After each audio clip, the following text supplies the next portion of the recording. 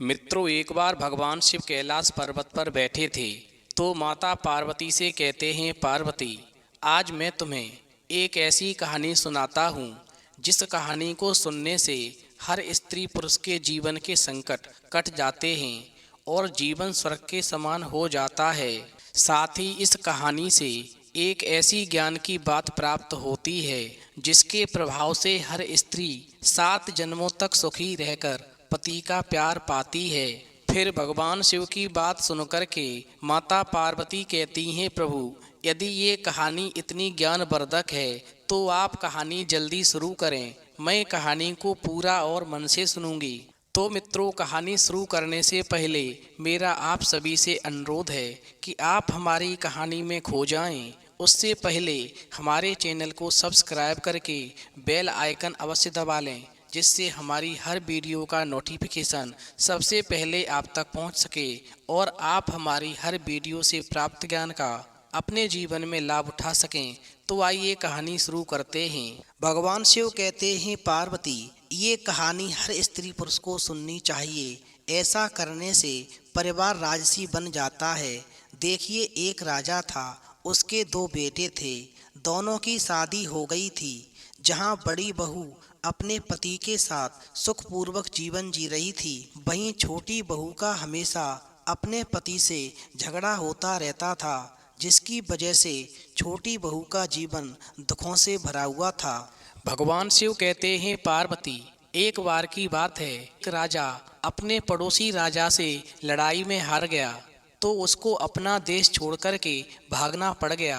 वहीं राजा रानी की छोटी बहू से नहीं बनती थी, इसलिए राजा रानी अपने बड़े बेटे और बहू को लेकर के जितनी तेज भाग सकते थे अपने राज्य से भाग गए। वहीं छोटी बहू अपने पति को लेकर के दूसरे देश चली गई। मगर मैं सबसे पहले तुम्हें राजा रानी और उसके बड़े बेटे और बहू के बारे में बताता हूँ कि उनके साथ में क्या क्या हुआ। राजा अपनी जान बचा कर के जितनी तेज भाग सकता था उतनी तेज भागा और उसने अपने शहर से करीब 12 मील दूर एक गांव में जाकर शरण ली। वो इतनी जल्दी में था कि अपने साथ कोई भी पैसा नहीं ले जा सका। वहीं खुशकिस्मती से उसकी बड़ी बहू राजकुमारी के पास में 11 लाल थे, जिनमें से एक लाल उसने राजा को उस गांव में पहुंचते ही दे दिया जहां वो रात को ठहरने वाले थे। वहीं राजा की बड़ी बहू ने राजा को एक लाल देकर कहा कि तुम इस लाल को बेच करके हम सब के लिए कुछ खाना खरीद लाओ। भगवान शिव कहते हैं, पार्वती, वहीं राजा ने लाल लिया और एक दुकानदार के पास पहुंचा और उससे उस लाल के बदले में 1 रुपए का खाना मांगा।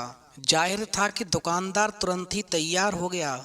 उसने राजा से अपने घर चलने के लिए कहा, जहां वह उसको उसके लाल का पैसा दे देगा। पर वो दुकानदार एक बहुत ही नीच आदमी था। हालांकि वो राजा को उसका पैसा वहीं के वहीं दे सकता था, पर उसने नहीं दिया। वो राजा को अपने घर ले जाना चाहता था, क्योंकि अपने घर के एक कमरे में उसने एक ऐसा जाल बिछा रखा था जिसमें उसने कई लोगों को कैद कर लिया था। भगवान शिव कहते हैं, पार्वती, वो जाल ऐसा था जो कोई उस पर बैठता था वो उसमें से नीचे गिर जाता था और फिर वहां से निकल नहीं पाता था। और फिर वो दुकानदार जो था उस व्यक्ति के साथ में गलत व्यवहार करके उसका सारा पैसा हड़प जाता था, उसके साथ में लूटपाट कर लेता था। भगवान शिव कहते हैं, पार्वती, वहीं राजा जो था उस दुकानदार की बातों में आ गया और उसके घर चला गया और वो जैसे ही बैठा वैसे ही नीचे चला गया। इधर जब कई घंटे गुजर गए और राजा लौटकर नहीं आया तो राजकुमारी ने एक और लाल निकाला और अपने पति को दे दिया ताकि वो उससे कुछ खाना खरीद कर ला सके और राजा का पता लगा सके। वहीं राजकुमार भी इत्तेफाक से उसी दुकानदार की दुकान पर पहुंच गया, क्योंकि बाजार में केवल वही सबसे बड़ी दुकान थी। अब राजकुमार ने भी लाल निकाला और उस दुकानदार को खरीदने के लिए कहा। वहीं दुकानदार कहने लगा, ठीक है, तुम मेरे घर चलो, मैं इसके पैसे तुम्हें घर चलकर दे दूंगा।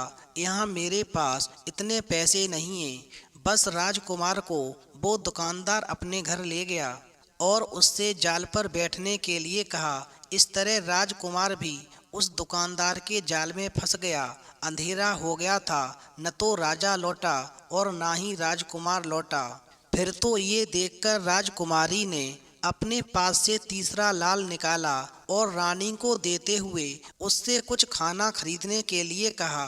वहीं रानी उस लाल को लेकर गई तो उसका भी वही हाल हुआ जो उसके पति और बेटे का हुआ था। भगवान शिव कहते हैं पार्वती, वहीं राजकुमारी ने उसका कुछ देर तो इंतजार किया और फिर उसको लगा कि राजा रानी और उसका पति तीनों पर कोई मुसीबत आ पड़ी है। जो भी जाता है वो वापस नहीं आता। फिर ऐसा सोचकर के राजकुमारी ने अपने पति के कपड़े पहने और बाजार चली गई। वहीं राजा रानी और अपने पति की तरह उसने भी सबसे बड़ी दुकान देखी तो वो भी उसी दुकान पर पहुंच गई। फिर उसने भी दुकानदार से अपने लाल के बदले में पैसे मांगे। वहीं दुकानदार ने उस राजकुमारी से वही कहा जो इससे पहले राजा रानी और उसके पति से कहा था। दुकानदार कहने लगा, चलो मेरे घर चलो, मैं पैसे तुम्हें वहीं पर दूंगा। मेरे पास में इतने पैसे यहाँ नहीं हैं। भगवान शिव कहते हैं पार्वती, वहीं घर पहुँचने पर दुकानदार ने राजकुमारी से भी अपने जाल वाले कमरे में घुसने के लिए कहा और कहा कि वो उसका वहाँ पर इंतजार करे, वो पैसे लेकर अभी आता है। और ऐसा कहकर के दुकानदार चला गया। पर राजकुमारी जो थी दुकानदार के लिए बहुत तेज थी। उसको दुकानदार की शक्ल कुछ अच्छी नहीं लगी। उसको यह भी कुछ अजीब सा ही लगा कि उसने अपनी दुकान में रोज़मर्रा के लिए कुछ रुपए भी नहीं रखे हैं। ये कैसा दुकानदार है, मुझे लगता है ये मेरे साथ छल करने वाला है, इसीलिए अपने घर पर लाया है। और फिर ऐसा सोच कर के वो राजकुमारी उस कमरे में नहीं गई और वहां खड़े होकर के दुकानदार का इंतजार करने लगी। वहीं जब राजकुमारी दुकानदार के आने का इंतजार कर रही थी तो उसके फर्श में से कुछ आदमियों की आवाज़ें आने लगीं। वहीं उसने राजा रानी और अपने पति की भी आवाज़ें सुनी जो सहायता के लिए चिल्ला रहे थे। फिर तो आवाज़ें सुनकर के राजकुमारी को बड़ा आश्चर्य हुआ और वो चिल्लाई, ओ चोर, ओ खूनी, तू कहाँ है? वहीं दुकानदार ये कहते हुए उसकी तरफ आया कि क्या हुआ? तो राजकुमारी कहने लगी, तूने इन लोगों के साथ क्या किया है? जहाँ कहीं भी ये लोग हैं, जहाँ से भी ये आवाज़ें आ रही हैं, इन सभी लोगों को जल्दी से बाहर निकाल, वरना मैं अभी राजा को खबर करती हूँ। भगवान शिव कहते हैं पार्वती, फिर तो राजकुमारी की बात को सुनकर के वो दुकानदार डर गया और उसने तुरंत ही उन सबको छोड़ दिया। वहीं उसने उनके लाल भी वापस कर दिए जो उसने उन सभी से लिए थे। वहीं राजा रानी और राजकुमार तुरंत ही उस जगह लौटे जहां पर वो राजकुमारी को छोड़ करके गए थे। पर वहां जाकर उन्होंने देखा कि यहाँ पर कोई राजकुमारी नहीं है। तो राजकुमार रोता हुआ कहने लगा, अरे पिताजी, हमारे ऊपर पता नहीं क्या मुसीबत आ पड़ी है। अब तो हमारी पत्नी भी हमसे जुदा हो गई।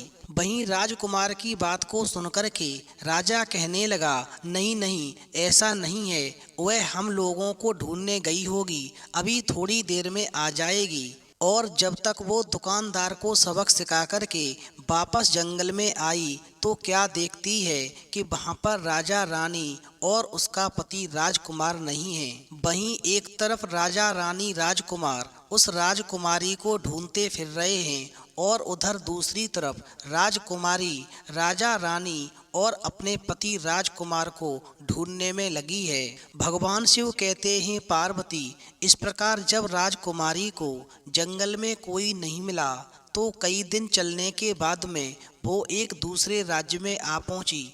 क्योंकि वह एक लड़के के भेष में थी, इसलिए उसने अपने आप को एक व्यापारी का लड़का बताया और अपना नाम गणपत राय रख लिया। वहीं एक दुकानदार राजकुमारी के साफ बोलने के तरीके से प्रभावित हो गया और उसको अपनी दुकान पर काम पर रख लिया। वहीं इस दुकानदार की 3 पत्नियां थीं, पर कोई बेटा नहीं था। इसकी वजह ये थी कि जब भी उसकी पत्नी किसी बेटे को जन्म देती थी तो उसके अगले दिन ही एक राक्षसी आती थी और उसे खा लेती थी। फिर हुआ ये कि वो राजकुमारी जो थी उस गणपत राय के रूप में उस दुकानदार के यहाँ पर काम कर रही थी और उसी समय पर दुकानदार की एक पत्नी ने एक बेटे को जन्म दिया। वहीं दुकानदार उस गणपत राय पर काफ़ी भरोसा करने लग गया था, इसलिए उसने कहा कि मेरी इच्छा है कि तुम आज की रात मेरी पत्नी के कमरे के दरवाजे पर उसका पहरा दो ताकि वो राक्षसी वहाँ पर नहीं आए और मेरा बच्चा बच जाए। वहीं दुकानदार की बात को सुनकर के वो राजकुमारी जो गणपत राय के रूप में था राजी हो गया। वहीं रात को राक्षसी आई और कमरे का दरवाजा खोलने के लिए दौड़ी। इधर गणपत राय चौकन्ना खड़ा था। उसने तुरंत ही उसके बाल पकड़ कर के उस राक्षसी को नीचे गिरा दिया। वहीं राक्षसी चिल्लाई कि मुझे छोड़ दो, मुझे छोड़ दो। मैं वायदा करती हूँ कि मैं इस घर में फिर कभी नहीं आऊँगी। मुझे छोड़ दो, मुझे जाने दो। लो ये रूमाल लो, ये मेरे इसी वायदे की निशानी है। भगवान शिव कहते हैं पार्वती। वहीं गणपत राय ने उस राक्षसी से रूमाल लेकर के उसे छोड़ दिया और वो वहाँ से चली गई। वहीं इस तरह गणपत राय की वजह से दुकानदार का बच्चा बच गया। अब अगली सुबह जब दुकानदार ने सुना कि रात को क्या हुआ था तो वो बहुत खुश हुआ और बोला, तुमने जो मेरी ये सेवा की है मैं तुम्हें इसका बदला कभी नहीं चुका सकता।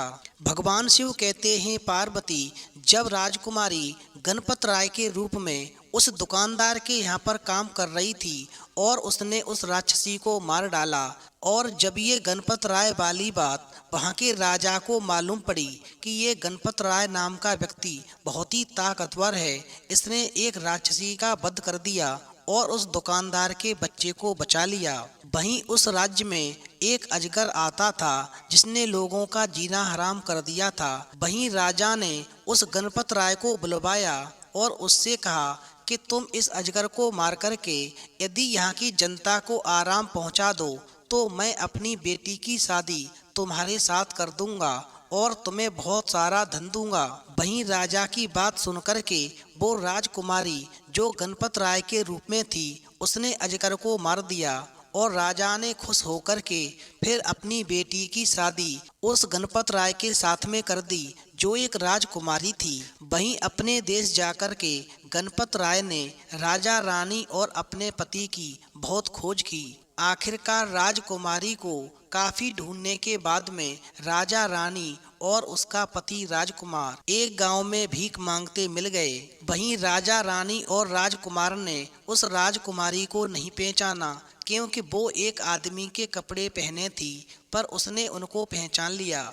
वहीं एक शाम उसने अपने कपड़े पहने और उनके पास गई, तब उन्होंने उसको तुरंत ही पहचान लिया। वहीं राजकुमार कहने लगा, प्रिय अब तक तुम कहाँ थी? और उधर राजा रानी कहने लगे, बेटी तुम कहाँ थी? तुम्हें क्या हो गया था? हमको लगा कि या तो तुम्हें कोई बहका कर ले गया है या फिर तुम मर गई हो। हमने तो तुम्हारे मिलने की आशा ही छोड़ दी थी। वहीं राजकुमार अपनी पत्नी से मिलकर के और राजा रानी अपनी बहू से मिलकर के बहुत ही खुश थे और इस प्रकार वो रात सब लोगों के लिए खुशी की रात थी। वहीं अगले दिन राजकुमारी उन तीनों को वहां से ले गई जहां पर वो अपनी पत्नी के साथ ठहरी हुई थी और उससे उनको मिलाया।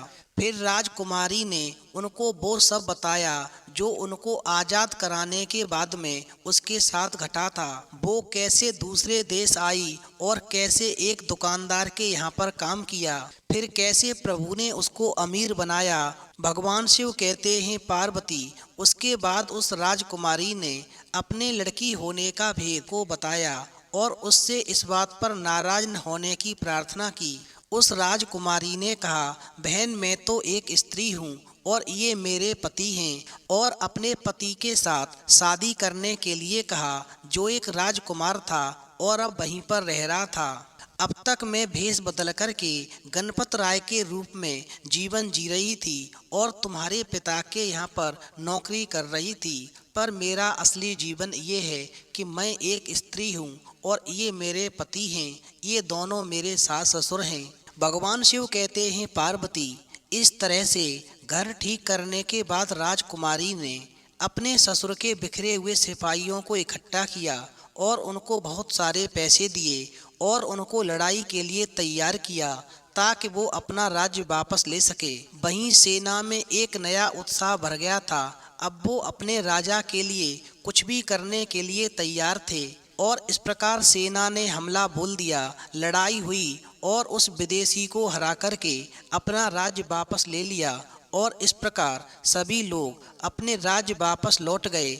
भगवान शिव कहते हैं, पार्वती, बहू हो तो राजा रानी के बड़े बेटे की तरह, जिसने राजा और रानी को अच्छे और बुरे दोनों समय में राजा को अपना पिता और रानी को अपनी माँ समझा।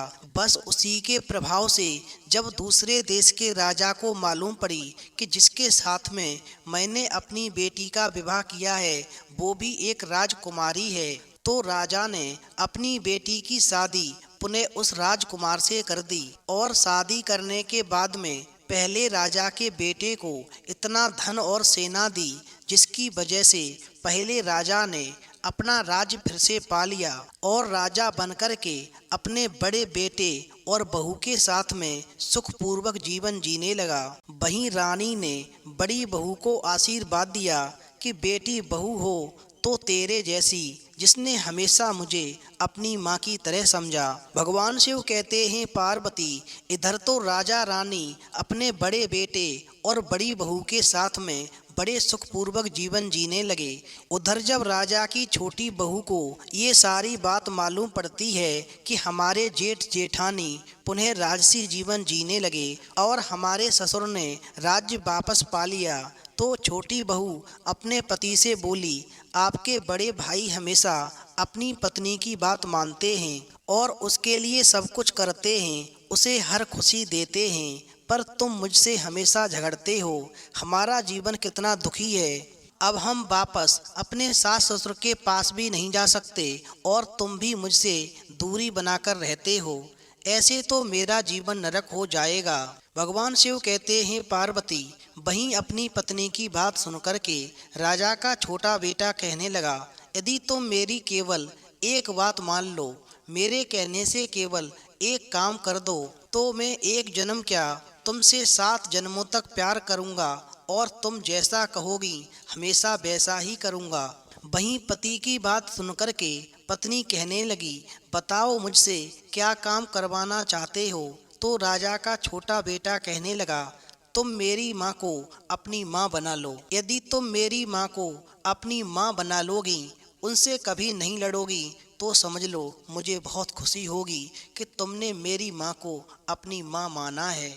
और यदि तुम ऐसा करोगी तो तुम्हारा जीवन स्वर्ग हो जाएगा, क्योंकि हर बहू को सुख पाने के लिए अपनी माँ की तरह पति की माँ को भी अपनी माँ मानना चाहिए। भगवान शिव कहते हैं, पार्वती, फिर राजा के छोटे लड़के की बहू ने अपनी सास को अपनी माँ बना लिया और फिर घर जाकर अपनी सास के पैर छूकर आशीर्वाद लिया और इस प्रकार राजा रानी का पूरा परिवार कई जन्मों तक सुखी रहा। इसलिए हर बहू को अपनी सास के लिए अपनी माँ समझना चाहिए। माँ पूरे विश्व की जननी है। अगर एक नारी ना होती तो शायद भगवान भी सोच में पड़ जाते कि इस दुनिया की रचना कैसे की जाए।